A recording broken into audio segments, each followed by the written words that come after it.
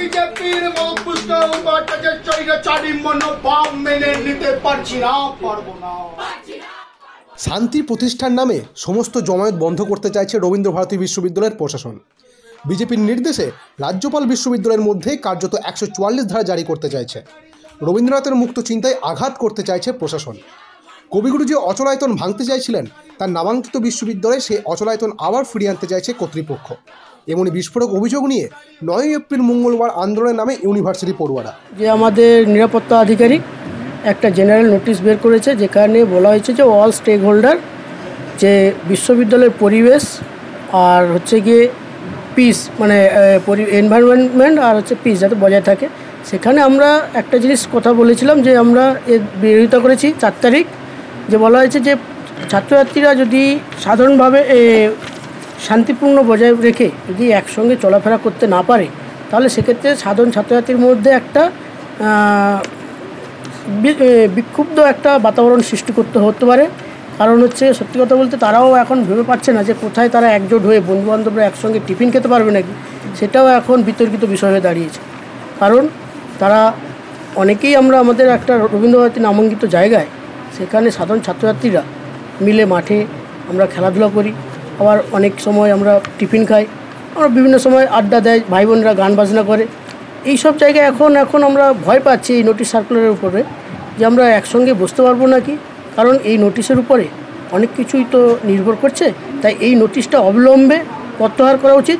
না হলে কিন্তু আমরা তৃণমূল ছাত্র পরিষদ থেকে আগামী দিন আরও বৃহত্তর আন্দোলনে পথে নামব। গিয়ে আমরা একটা জিনিস লক্ষ্য করে দেখছি, আমাদের সমস্ত আধিকারিকদেরকে বলবো এইরকম মনোভাব যাতে না রাখে। কারণ আমরা সত্যি কথা রবীন্দ্রভারতী যেখানে নামাঙ্কিত জায়গায় আমরা কোনো বেড়াজালের মধ্যে সীমাবদ্ধ থাকতে চাই না।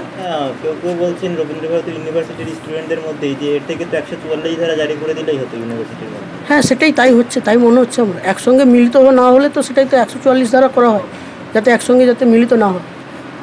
কারণ একসঙ্গে মিলিত হলেই তো তাকে আমরা আইনের মাধ্যমে ভাঙা হয়, সেটাই 144 ধারা করা হয়, জারি করা হয়। সেটাই মনে হচ্ছে আমাদের মনে হয় একটা বকলমে 144 ধারা করা হয়। এর কারণ কি হতে পারে? রাজনৈতিক কারণ কি হতে পারে? সামনে লোকসভা নির্বাচন, তার আগে এটা করা হচ্ছে।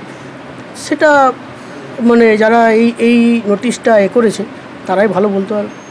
এটা কি আপনার মনে হয় যে উপাচার্যের কোনো অঙ্গলগুলো নেই এই ঘটনা? হতেই পারে, কারণ আমরা তৃণমূল ছাত্র পরিষদ করি, আমরা বিভিন্ন সময় বিভিন্ন জমায়েত করি, আমাদের মিটিং থাকে, মিছিল থাকে, হয়তো সেটাই হয়তো ভাঙতে চাইছে উনি। কারণ একটা জিনিস দেখা যাচ্ছে এখন, উনি প্রতিনিয়তই আমাদের এডুকেশন মিনিস্টারকে বলছে সরিয়ে দিতে। এটাও হতে পারে হয়তো যে তৃণমূল ছাত্র পরিষদকে কীভাবে হাঁটানো যায়। আপনি বলছেন আচার্যের ক্ষেত্রে হাত রয়েছে? হ্যাঁ, সেটাই চাইছে তো। আচার্যর মদতপুষ্ট তো, রাজ্যপাল মদতপুষ্ট। উনি আমাদেরকে যে মনোনয়ন করেছে উপাচার্য মহাশয় সুব্রতকুমার মুখোপাধ্যায়, হয়তো সেখানেই হয়তো আমাদের আধিকারিকদের সেভাবে নির্দেশিকা জারি করতে পেরেছে। আমাদের একটা নোটিশ এসছে বিশ্ববিদ্যালয়ে যে আমাদের একসাথে জড়ো হওয়া যাবে না। তো আমরা তো যেহেতু ফাইন আর্টস ডিপার্টমেন্ট, আমরা ডান্স করি, গান বাজনা করি, সবাই ওটা একসাথেই করতে হবে আমাদেরকে। কখনো ওটা বদ্ধ হয়ে কোনো ক্লাসরুমের মধ্যে থেকে যেতে পারে না। আমাদের তো প্র্যাকটিক্যাল বেসিসটা বেশি থাকে, তো আমরা ওরকম বুঝেই করতে হবে না, একসাথে থাকবে, মিলিত হয়ে কাজটা করলে বেশি সুন্দর হবে বা ক্লাসটাও খুব সুন্দর হবে। এই নোটিশের জন্য সেটা কি করা যাবে না বলে মনে হয়? হ্যাঁ, ওটাই তো হচ্ছে। নোটিশটা দিয়েছে যাতে আমরা একসাথে মিলিত না হতে পারি, আড্ডা দিতে না পারি, নাচ গান করতে না পারি। নোটিশটা জারি করা হয়েছে, সেই নোটিশে বলাই হয়েছে যে সবাইকে একসাথে মানে মুক্ত বাতাসের মধ্যে একদমই এই জিনিসগুলো করা যাবে না। যেহেতু আমরা সব চারুকলা অনুষদের ছাত্রছাত্রী, তো সেই অনুযায়ী আমাদের যেহেতু প্র্যাকটিক্যাল বেসিসের সব ক্লাস একসাথে থাকে, থিওরি বেসিসটা হয়তো থাকে, কিন্তু যেহেতু আমরা এই দিক থেকে একটু বেশি আমরা সচরাচর থাকি, তো এই জন্য আমাদের ছাত্রছাত্রীদের ব্যক্তিগতভাবে মনে হচ্ছে যে এটা আমাদের বাধা সৃষ্টি করছে, যে আমরা বন্ধুবান্ধবের সাথে বাইরে ঘুরতে যাওয়া বা গল্প করা বা ক্যান্টিনে বসে আড্ডা দেওয়া, বা এই যে আমরা যে এক একজন, কেউ নৃত্য বিভাগ, কেউ ভোকাল ডিপার্টমেন্টে পড়ি, কেউ ড্রামা ডিপার্টমেন্টে পড়ি, এই যে এক একজন এক একটা ডিপার্টমেন্টে পড়ি, আমরা চেষ্টা করি বাইরে জিনিসটাকে বন্ধুবান্ধবের সাথে তুলে ধরার, বন্ধুবান্ধবের সাথে মজা করার। তো এই যে নোটিশটা জারি করেছে, এটাতে ব্যক্তিগতভাবে আমাদের ছাত্রছাত্রীদের মনে হচ্ছে যে এটা প্রচণ্ডভাবে আমাদের একটা বাধা সৃষ্টি করছে। ভারতী যে ক্যাম্পাসে আমরা বিভিন্ন জায়গায় আমরা মাঠে বসে বা যে কোনো জায়গায় আমরা একসাথে বসে গান বাজনা করতে পারতাম, একসাথে কালচারাল অনেক অ্যাক্টিভিটিস করতে পারতাম, সেটা যাতে আমরা মানে ঠিকভাবে করতে পারি। এখানে যেটা হচ্ছে যে আমাদেরকে একটা জায়গার মধ্যে আটকে দিচ্ছে, সেটা কালচারাল দিক দিয়ে সেটা আমরা করতে পারি না, হয় না এভাবে এক জায়গায় বসে কোনো দিন একটা রুমের মধ্যে বসে কোনো দিনও পসিবল না। তো আমরা এটাকে যাতে আবার মুক্তভাবে ঘোরাফেরা করতে পারি, নিজেদের মতো থাকতে পারি, স্বাধীনভাবে ঘোরাফেরা করতে পারি। আমাদের গান বাজনা, আমি ভোকাল ডিপার্টমেন্টে পড়ি, আমার বান্ধবীরা আছে, দিদিরা সিনিয়ররা আছে, তারা ডান্স ডিপার্টমেন্টে পড়ে, আমরা একসাথে বসে গান বাজনা করি, আড্ডা দিই। এই জিনিসটা আমরা করতে পারবো না। আমাদের একটা মনের ভেতর একটা আতঙ্ক সৃষ্টি হচ্ছে, তাহলে কি আমরা আশেপাশে ঘুরে বেড়াতে পারবো না? আমরা কি ক্যাম্পাস, নিজেদের ইউনিভার্সিটি ক্যাম্পাসে আমরা স্টুডেন্ট হয়ে আমরা ঘুরতে পারবো না? এইটাকে আমরা রুখে দাঁড়ানোর জন্য আজকে আমাদের এই আন্দোলন। চলতি মাসের প্রথম সপ্তাহে রবীন্দ্রভারতী কর্তৃপক্ষের থেকে একটি বিজ্ঞপ্তি জারি করা হয়। সেখানে জানানো হয় বিশ্ববিদ্যালয়ের সঙ্গে যারা যুক্ত তারা ওয়ার্কিং আওয়ারের সময় জমায়েত করতে পারবে না। তা নিয়ে আপত্তি জানাই পড়ুয়ারা। তৃণমূল ছাত্র পরিষদের তরফে সিকিউরিটি অফিসারের অফিস ঘেরাও করা হয়। সিকিউরিটি আধিকারিক দেবাঞ্জন দাসকে আটকে রেখে প্রায় 3 ঘন্টা বিক্ষোভ দেখায় পড়ুয়ারা। যদিও রবীন্দ্রভারতীর রেজিস্ট্রার আশিস কুমার সামন্ত জানান শান্তি শৃঙ্খলা বজায় রাখতে এই সিদ্ধান্ত, এতে মুক্ত চিন্তায় কোনো প্রভাব পড়বে না। কবিগুরুর বিশ্ববিদ্যালয়ে কারো সাহস নেই মুক্ত চিন্তায় বাধা দেওয়া। যারা ধর্ণা দিয়েছে তারা আমাদেরই ছাত্রছাত্রী এবং কবিগুরুর গুরুদেবের এই ইউনিভার্সিটিতে কারুর এত দুঃসাহস নেই তার চিন্তাভাবনাকে ঊর্ধ্বে গিয়ে কেউ কিছু করে, এরকম কারুর ক্ষমতা নেই।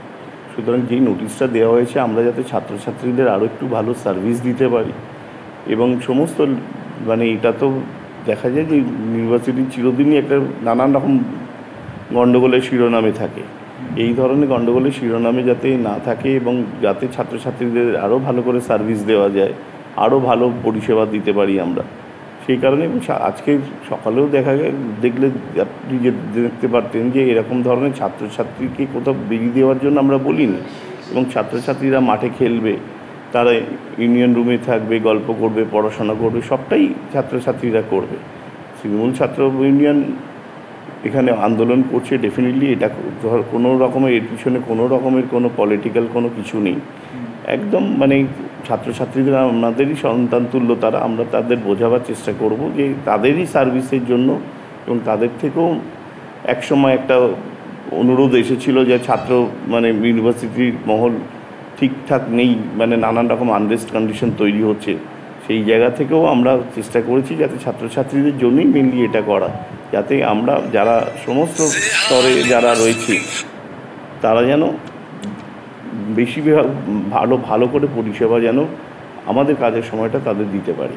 আপনি বলছেন যে ভালো মন্দ যে জড়ো হওয়া সেটা দেখা হবে এখান থেকে, আর এটা তো একটা বিশ্ববিদ্যালয়ের ইন্টারনাল বিষয় এবং বিশ্ববিদ্যালয়ের এখানে তো মিডিয়ার একটা সদর্থক ভূমিকা অবশ্যই থাকবে। আমরা তো চাইছি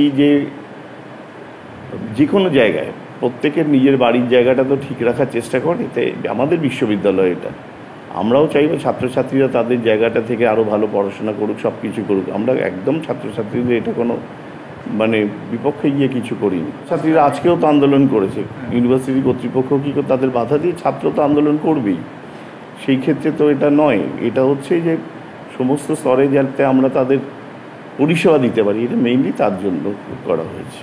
এই ব্যাপারে কিছু বলার নেই আমার, যা বলার আমাদের রেজিস্ট্রার বলবেন, ওনাকে জানিয়েছি আমি ম্যাটারটা, ঠিক আছে? আমাদের ভিসি স্যার বলবেন।